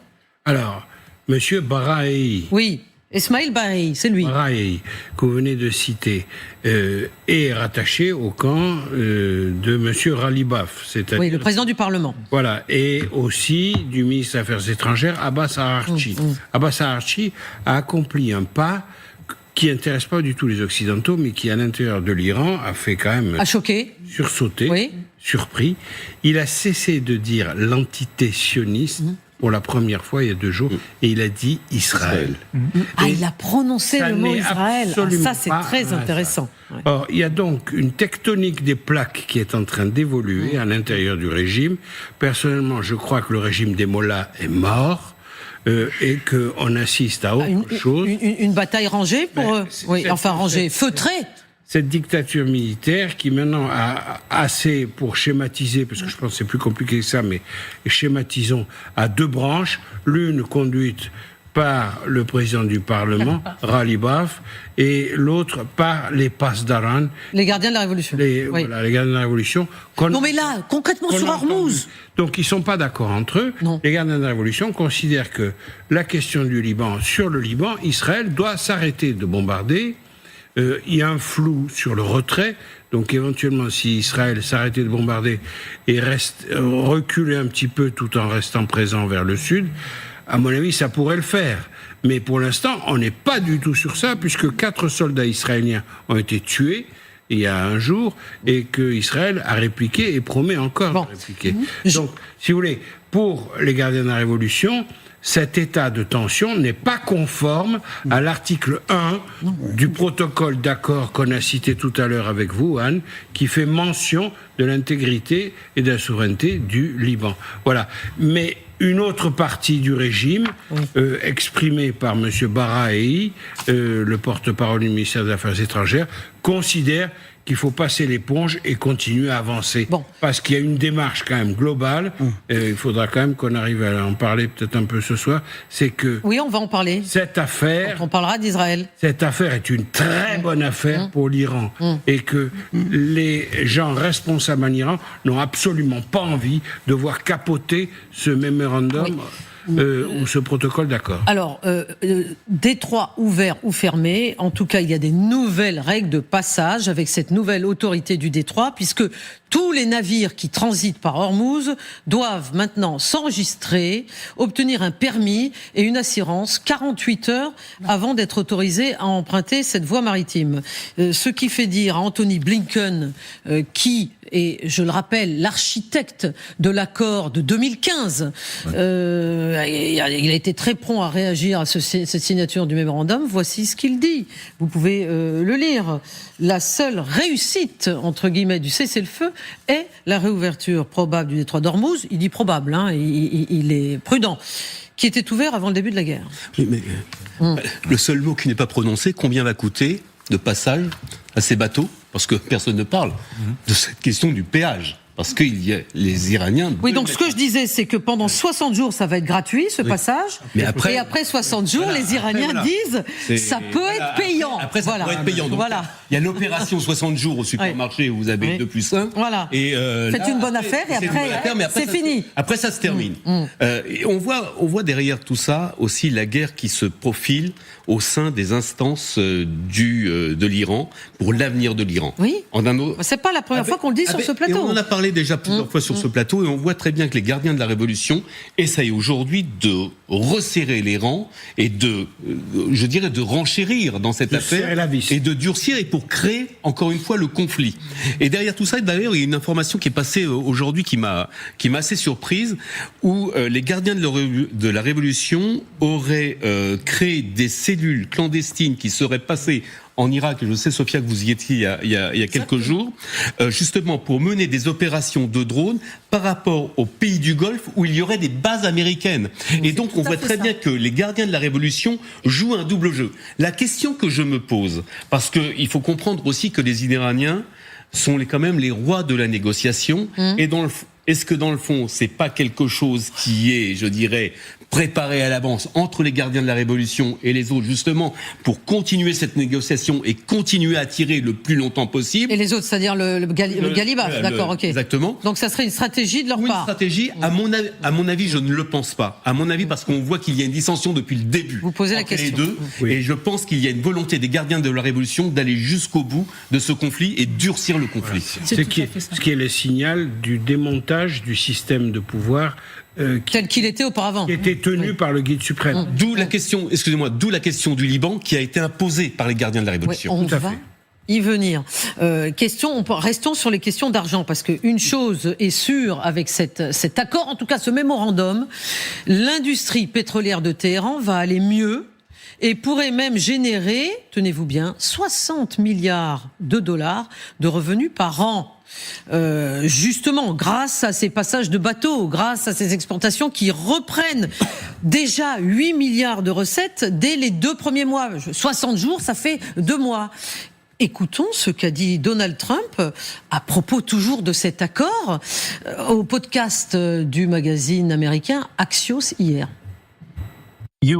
Vous aviez dit ne vouloir qu'une capitulation sans condition, mais ce protocole d'accord ne semble pas en être une. Eh bien, en réalité, c'est probablement une capitulation sans condition. Oh là là. Donald Trump, effectivement, il y a 15 semaines, avait déclaré, je le cite, « Il n'y aura pas d'accord avec l'Iran, sauf une capitulation sans condition ». Il n'avait pas précisé de qui. Elle a eu lieu, cette capitulation. Non, il a bien vu. Précisez votre pensée, Michel. Oui, bien sûr. Il y a le décalage qu'il peut y avoir entre les objectifs qui a été affiché au départ et ce qu'il arrive à la fin. Est énorme. C'est énorme. Je pense qu'on a rarement vu une guerre aussi mal conduite que celle de Trump, quoi. Et on arrive à une situation... De bout en bout, elle est mal conduite pour vous? Ah oui. Mal préparée. Même militairement parlant. Oui. Mal préparée, pas assez de moyens. Puis ensuite, on s'arrête en cours de route et on lâche son allié d'un seul coup. Non, c'est une catastrophe absolue. Et puis à la fin, on aboutit même à donner des trucs qui n'étaient même pas demandés par les Iraniens, quoi. Je veux dire, les Iraniens, on sait. Bon, en tout cas, l'Iran va pouvoir rapatrier ses revenus de vente de pétrole, parce que en plus, ça va être débloqué, les sanctions bancaires.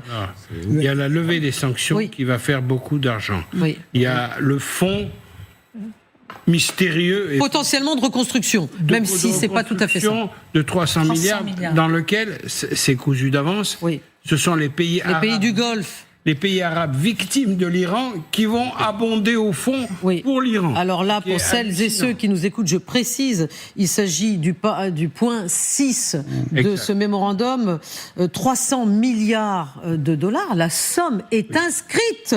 Qui va fournir cet argent? Là, on peut se poser la question. Ce sera sans doute les États du Golfe. N'oublions pas que Donald Trump critique toujours et encore le président, son prédécesseur Barack Obama, qui lui avait fourni 1,7 milliard de dollars en cash en 2015 à la République islamique.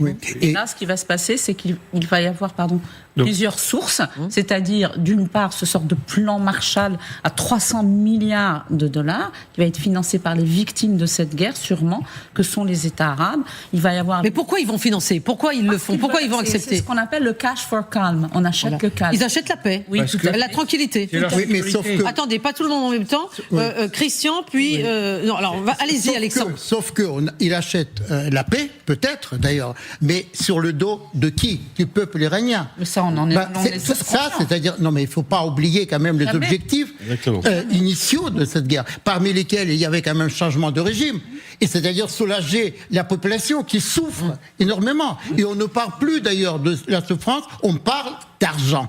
Donc alors, il s'agit pour moi d'un total échec justement de Trump, qui veut habiller justement en victoire, mais il n'y arrive pas. Parce que en plus, il s'agit aussi de la débandade de ce qu'on peut appeler la civilisation occidentale. Excusez-moi de parler un tout petit peu comme ça en ces termes-là, parce que l'Amérique, qui était pendant longtemps quand même le phare de cette civilisation, avant-garde, je sais de quoi je parle, parce que c'est l'Amérique qui a gagné la guerre froide, etc. Et aujourd'hui, c'est la défaite, la démission et la trahison des idéaux qui avaient fondé. Oh, je sens votre déception, Alexandre. Je sens votre déception. C'était le phare, maintenant c'est le phare. Oui. Christian. On est obligé de réfléchir. Je comprends très très bien votre raisonnement, Alexandre. Mais on est obligé de réfléchir un peu autrement aussi quand même. Si les Iraniens ramassent par 3 fois le fonds de 300 millions, le péage qui vont... Ça fait beaucoup, hein. Immanquablement. 300 milliards. Pardon 300 milliards. 300 milliards et non millions. J'ai dit millions, pardon. Oui. Pardon, lapsus. Soyez généreux. 300 milliards, plus le péage qu'ils vont instaurer, plus la levée des sanctions qui doit drainer. C'est énorme. Donc, au total, comme ils disent eux-mêmes qu'il leur faut 300, 400 milliards pour la reconstruction, ce que J.D. Vance a nié d'ailleurs, il dit que... Bien sûr. Il leur faut plutôt 1000 milliards pour défendre son mémorandum. Mais donc, si l'Iran est à ce point bien traité, il faut quand même se demander, c'est pas que de la naïveté, s'il n'y a pas derrière tout ça une autre idée des Américains. Et laquelle? Cette idée dans laquelle les Israéliens deviennent d'un coup gênants. D'où la volonté de les latéraliser. Cette idée consisterait à fabriquer une sorte d'intérêt commun entre les États-Unis et l'Iran pour le maintien de la paix dans cette région, qui décrocherait l'Iran de son attitude précédente, anti-américaine, et ce que Trump a confirmé au G7 d'Évian quand il a dit « il y a des gens très bien dans ce régime ». Vous savez, la phrase il l'a dit. Qui a choqué tout le monde. Donc, l'Iran serait une pièce du dispositif qui serait arrachée à l'influence russe ou chinoise et qui reviendrait dans des rapports normalisés, certainement pas amicaux, mais normalisés avec les États-Unis, puisque maintenant la partie nucléaire a pris une bonne dizaine d'années de retard après les bombardements américains et israéliens qui, contrairement à ce qu'on raconte, ont beaucoup détruit. Bon, en tout cas, la question d'argent, toujours, Sophia Amara. Les pays du Golfe qui pourraient payer ces 300 milliards de reconstruction, qui en quelque sorte achèteraient la paix, leur tranquillité, parce que c'est ça dont il s'agit. Eh bien, selon Barak Ravid de Axios, Marco Rubio, le secrétaire d'État américain, prévoit dans quelques jours, la semaine prochaine, un voyage où donc au Moyen-Orient, et il s'agirait pour le moment qu'il se rende au Koweït, aux Émirats Arabes Unis et à Bahreïn. Pour parler de quoi ? Sans aucun doute de ce dont nous sommes en train de débattre sur ce plateau ce soir. Tout à fait. D'abord, sûrement aussi pour faire son mea culpa, parce que si les armes ont cessé et que la signature a été faite, il ne faut pas oublier que ces pays se sentent lésés par les États-Unis, qui ont. Et vous pensez qu'il va faire son mea culpa? Alors oui, d'une certaine façon, oui, je pense, parce qu'avant de demander de l'argent, n'est-ce pas, n'oubliez pas que Donald Trump a insulté le prince héritier saoudien copieusement, qu'il a été très peu courtois avec certains responsable. Il a dit qu'il voulait cramer le Bahreïn. Oui, c'est vrai. Voilà. Donc, alors que ces pays n'ont rien demandé. Et faire disparaître Oman aussi. Voilà. Oui. Exactement. Donc ils n'ont rien demandé. Il a décidé d'une guerre mal préparée. Il l'a perdue. Il l'a fait passer pour une victoire, mais ça, somme toute, c'est pas très grave. Ils se sentent en danger à cause de la présence de bases américaines sur leur territoire. Ce qui est grave, c'est qu'en fait, il a ouvert une boîte de Pandore. Il s'en va. C'est son habitude. Il s'en va. Il lâche les gens. Il lâche ses alliés. Et puis, et il ne réalise même pas le mal qu'il fait autour de lui. Donc là, je pense que Marco Rubio est quand même beaucoup plus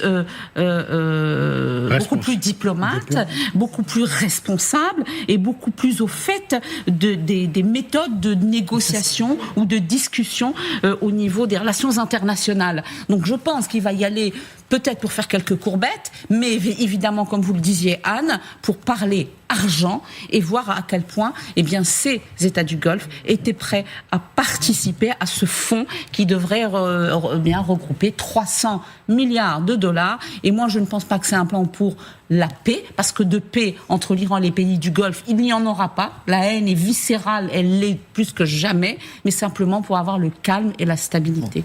Concernant le nucléaire, sujet ô combien épineux, qui, je vous le rappelle, ne sera réglé, enfin, théoriquement, que dans 60 jours, même si, bien sûr, on peut penser, sans trop se tromper, que ça durera plus que 60 jours. D'ailleurs, ça a échappé à Donald Trump il y a quelques jours, qui a dit que 60 jours, finalement, c'était un deadline comme un autre. Sous-entendu, ça sera sans doute plus. En tout cas, du côté iranien, l'Iran a toujours imaginé que sa capacité d'être au seuil du nucléaire était suffisante, justement, pour dissuader les États-Unis et Israël d'attaquer. Bien, c'est pas du tout ce qui s'est passé, puisque justement, la République islamique d'Iran a été attaquée en juin 25 et en février 26. Alors que, si on compare la Corée du Nord, justement, elle a déclenché son premier essai nucléaire réussi en 2006, et elle dispose aujourd'hui d'un arsenal de 60 armes, voire plus. Et que Donald Trump, qui, vous vous souvenez, avait essayé de se rapprocher de Kim Jong-un, eh bien aujourd'hui ne profère plus aucune menace sur la Corée du Nord. Écoutons ce qu'a dit hier le président de la Corée du Sud à propos de cette analogie.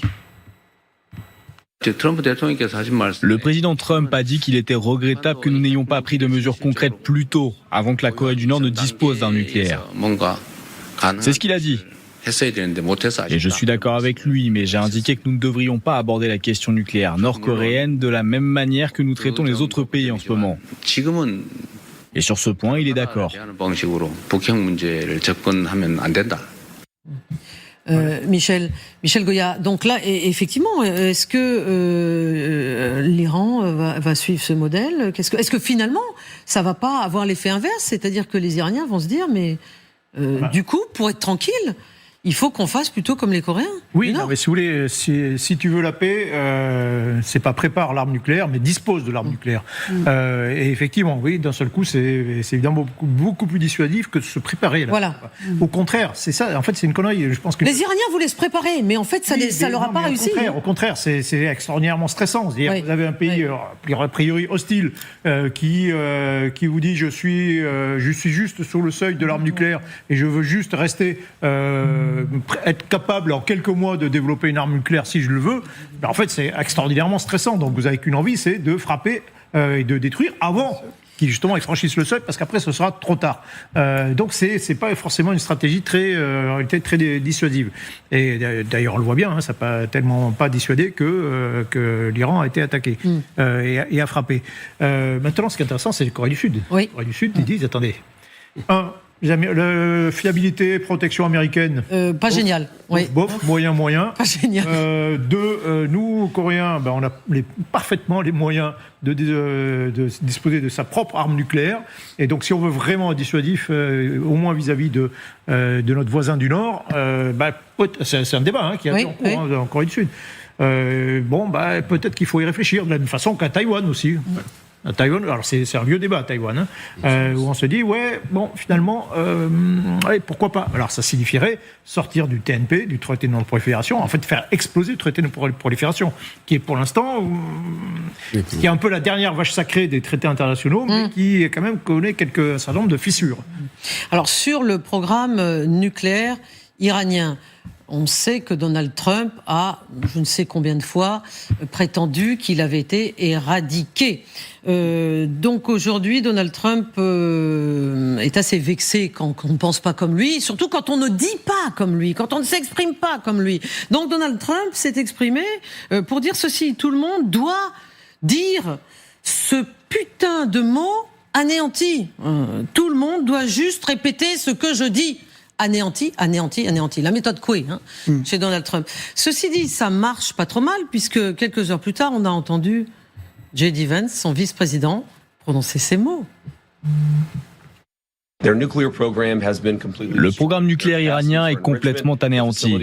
Leur capacité d'enrichissement de l'uranium, leurs installations pour enrichir l'uranium et développer une potentielle arme nucléaire sont détruites. Leurs forces militaires anéanties. Leur capacité de menacer leurs voisins anéantie.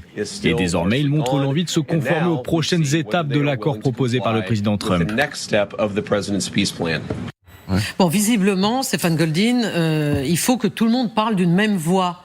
Ceci dit, ça a l'air de marcher, là. Non, je sais pas si ça a l'air de marcher, parce que concrètement, j'ai l'impression que les Américains ont eu quelques oublis ces derniers jours. On ne parle plus des 440 kilos d'uranium enrichi à un taux relativement élevé. On parle plus aussi d'énormément d'uranium qui a été enrichi à une hauteur de 20%. 20%, exactement. Et les Iraniens ont toujours dit qu'ils continueraient à enrichir l'uranium. D'ailleurs, il me semble que dans les 14 points ils le disent. C'est dit à un moment donné. Mais dans le fond, quand on regarde tout cet accord, on a l'impression d'être à Las Vegas pour les Iraniens. C'est win-win, c'est jackpot à chaque case, je dirais. Et concrètement, c'est tout cet argent qui va arriver sur le territoire iranien. Malheureusement, il n'ira pas au peuple iranien. Il ira encore une fois au financement de cet uranium enrichi, au financement et la restructuration des missiles balistiques et de l'industrie des missiles. Et il ira aussi pour continuer à financer les proxys iraniens, qu'ils soient au Liban, qu'ils soient en Irak, qu'ils soient au Yémen ou ailleurs, plus toutes les opérations terroristes qui seront menées à l'intérieur, sur le monde entier. Donc on voit très bien que dans le fond, ces Iraniens et le peuple, je ne parle pas du peuple iranien, je parle du régime des mollahs, a reçu une légitimité, une imprimatura, comme on dit en italien, un tampon qui va leur donner toute la possibilité de continuer ce travail. Et dans le fond, c'est vrai, ça va ressembler à ce qu'a fait la Corée du Nord et aujourd'hui, on voit le résultat. Alors, il y a quand même, à propos du mot anéantir, c'est une nouvelle technique de communication très répandue. Il faut trouver un mot-clé et marteler ce mot-clé, répéter ce mot-clé. Donc c'est pour ça que J.D. Vance, quand il prononce ce mot-clé, c'est un peu comme perroquet, qui est juste pour diffuser ce message qui marque les esprits. C'est pour ça d'ailleurs qu'on en parle aujourd'hui. Mais deuxième chose, et d'ailleurs il y a un phénomène qui passe totalement sous les radars.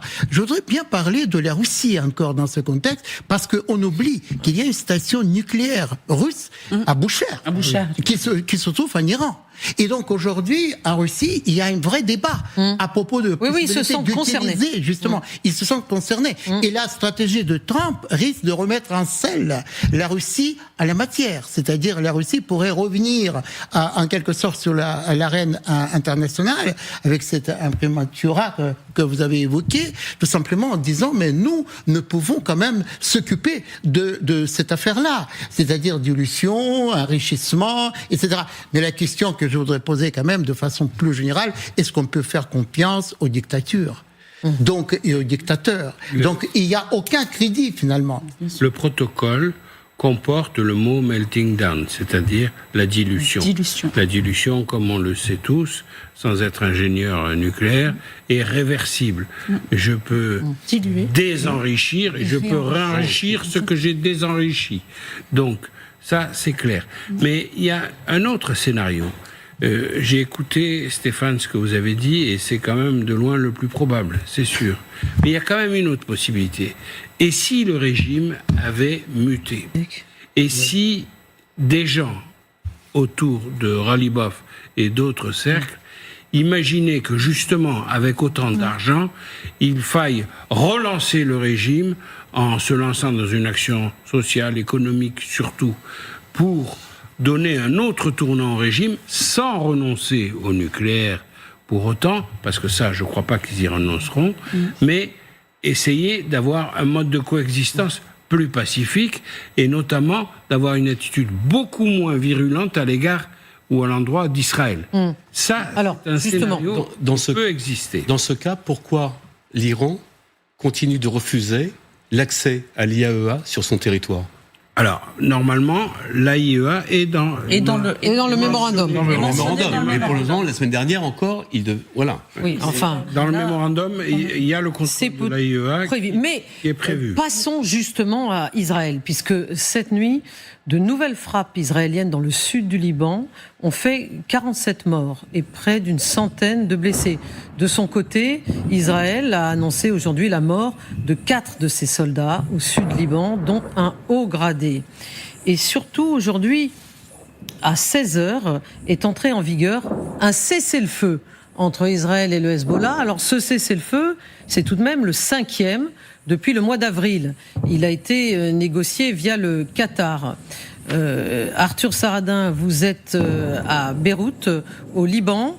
Est-ce que ce cessez-le-feu est une réalité ou est-ce qu'une fois de plus, ça ne va absolument pas fonctionner ?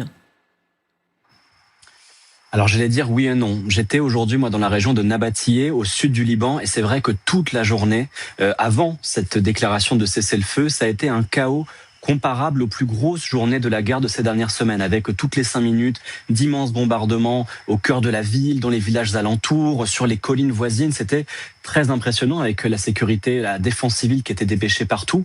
À partir de 16h, ces frappes, elles ont quand même continué. On avait décrété, les médias par voie de presse, on a appris que cet accord entrait en vigueur immédiatement. Il y a quand même eu des combats avec le Hezbollah qui ont été rapportés. Il y a quand même eu des bombardements qu'on a pu constater qui se sont déroulés dans la région de Nabatiyeh. Un peu moins ces dernières heures, mais les civils restent très prudents. Ils ont tous quitté cette localité pour rejoindre la côte ou Beyrouth, la capitale, et se mettre en sécurité. Et puis, il y a encore un point de tension majeur, c'est la présence israélienne dans cette partie du sud du Liban, avec l'armée israélienne qui, pour l'instant, dit ne pas vouloir retirer ses troupes de ces territoires occupés, ce qui est un point qui, d'après l'Iran, a été négocié et qui fait encore partie du nœud au sud du Liban qui met en danger tout l'accord régional. Bon, Stéphane Goldin, expliquez-nous à quoi va servir ce 5e, j'allais dire énième, mais c'est le 5e cessez-le-feu entre Israël et le Hezbollah, parce qu'on a vraiment du mal à y croire. Non, on a du mal à y croire en espérant... J'imagine que vous aussi. Moi, j'ai du mal à y croire, évidemment, comme vous tous, mais j'espère enfin qu'il arrivera peut-être à être effectif avec peut-être une pression américaine. On a bien vu qu'il y a une pression américaine et qatari sur Israël pour accepter ce cessez-le-feu. Israël va rester dans la bande de sécurité qu'elle a mis en place au sud Liban parce que, qu'on le veuille ou non, un tir répondra à d'autres tirs. Or, c'est ce qu'on a encore vu. Donc vous êtes en train de nous dire qu'il n'y aura pas de cessez-le-feu. Si le Hezbollah tire, Israël ripostera d'une façon automatique. Les choses sont claires là-dessus et je pense que les Américains sont prévenus dans cette... Donc c'est sous pression américaine que ça a été obtenu. C'est une pression américaine, je vais vous dire. Actuellement en Israël et le Premier ministre israélien n'avaient aucun intérêt d'accepter ce cessez-le-feu politiquement. Le Premier ministre israélien est en campagne électorale et aujourd'hui se dresser contre Donald Trump sur cette affaire, c'est dans le fond aller contre sa base électorale. Et donc, il n'avait pas le choix. Et donc, aujourd'hui, le gouvernement israélien se trouve dans un dilemme dans cette affaire. Et donc, pour le moment, la seule chose qu'elle a pu maintenir, c'est le maintien d'une présence israélienne, pour le moment, au sud Liban, pour préserver pour préserver sa population du Nord, parce que je voudrais quand même rappeler une chose. C'est que juste après le cessez-le-feu, il y a eu quand même des drones du Hezbollah qui ont été tirés sur le territoire israélien. Or, on parle toujours, dans l'ensemble des médias dans le monde entier, des tirs israéliens sur le Liban, mais on ne parle jamais des drones du Hezbollah sur le territoire israélien qui touche. Non, mais vous plaisantez, on en parle absolument tout le temps sur ce plateau.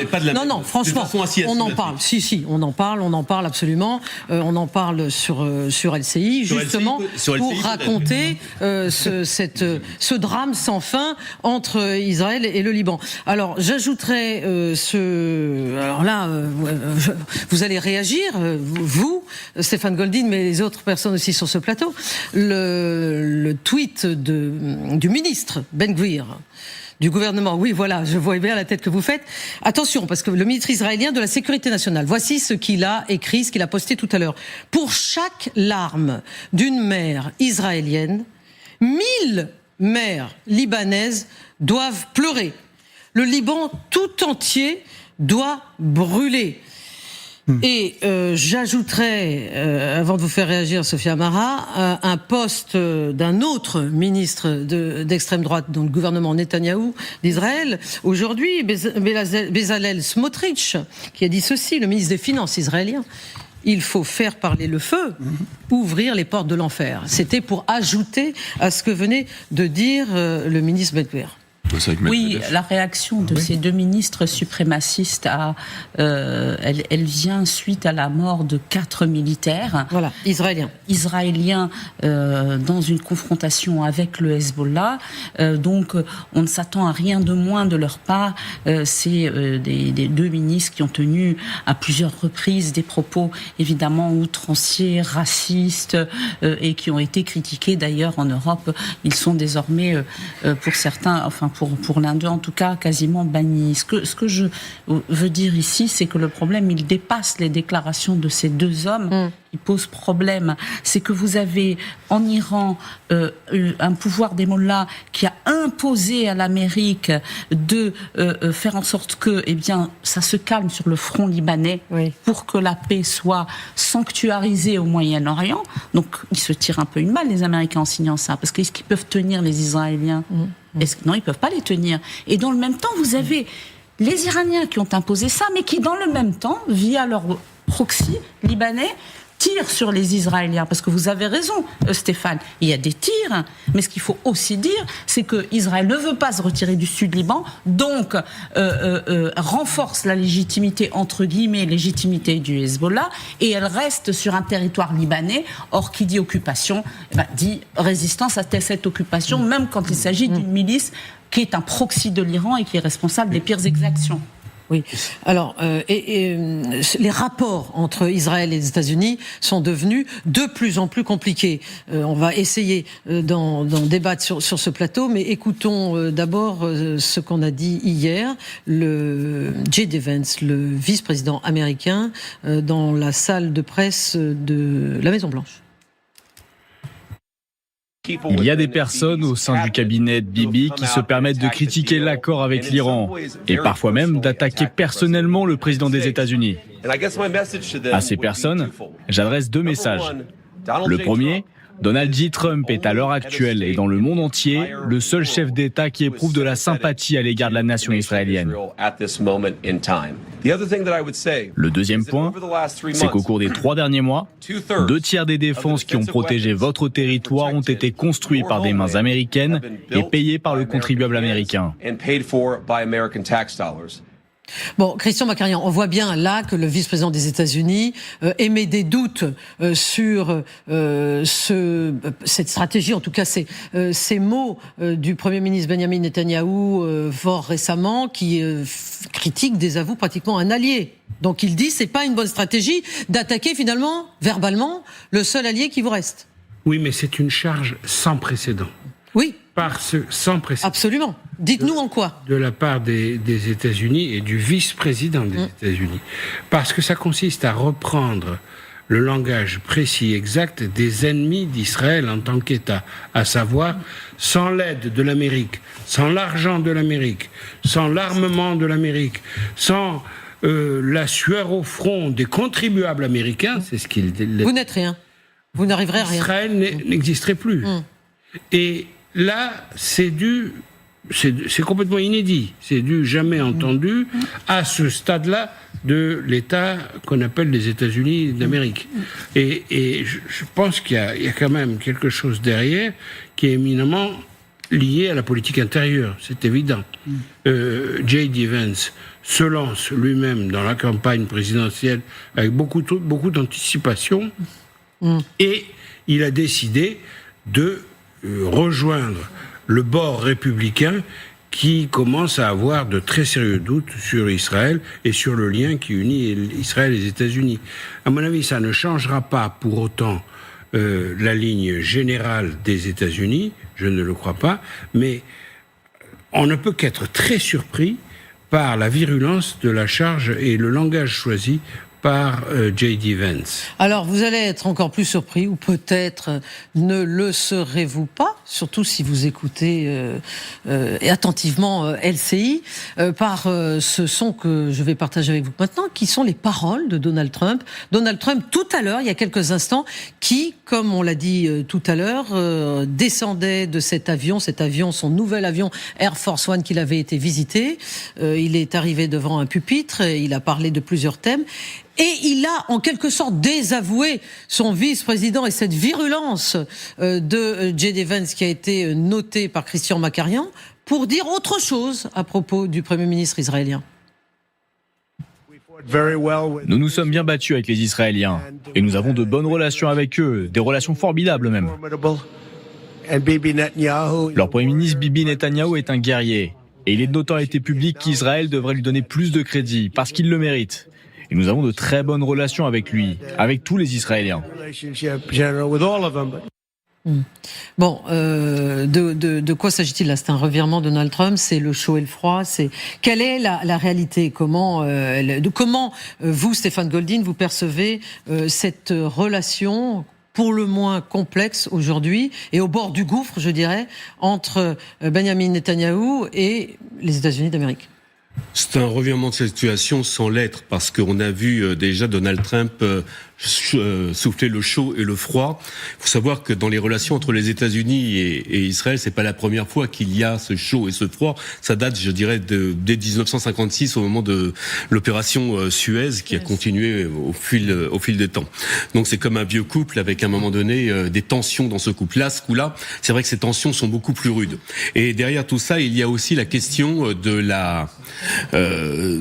du fait que Benjamin Netanyahou se trouve dans une situation électorale qui est très compliquée. Et très compliquée parce que, comme je le disais tout à l'heure, il perd sa base électorale actuellement par rapport à ce qui se passe au Liban et ce qui s'est passé en Iran et par rapport à cet accord de capitulation qui a été signé sans que, dans le fond, Israël ait été, je dirais, autour de cette négociation, sans que Israël ait pu participer à cette négociation. Cela avait déjà commencé au moment où il y avait eu ces premières négociations avec le Pakistan qui ne reconnaît pas, d'ailleurs, l'État d'Israël. Oui. Et d'ailleurs, à l'époque, déjà, Israël s'était déjà offusqué de cela. Mais on voit très bien qu'on joue avec le feu et avec le chaud et le froid dans cette affaire. Aujourd'hui, c'est J.D. Vance qui a dit certains propos sur Benjamin Netanyahou, et ce soir, Donald Trump en a dit d'autres. Demain, ça risque d'être encore autre chose. Donc concrètement, on est dans une situation où, en Israël, on ne sait plus sur quel pied danser par rapport aux déclarations de Donald Trump. Oui, sauf que les services de renseignement américains ont averti l'administration Trump, et c'est pas la première fois, que Benjamin Netanyahou serait susceptible de prendre des mesures qui pourraient compromettre ce nouvel accord de paix. Christian Macarian, ça ne vous étonnera pas? Non, ça ne m'étonne pas du tout, et je trouve que l'attitude de Trump rejoint l'hypothèse que je soulevais tout à l'heure, c'est-à-dire il y a un deal avec l'Iran qui est tellement important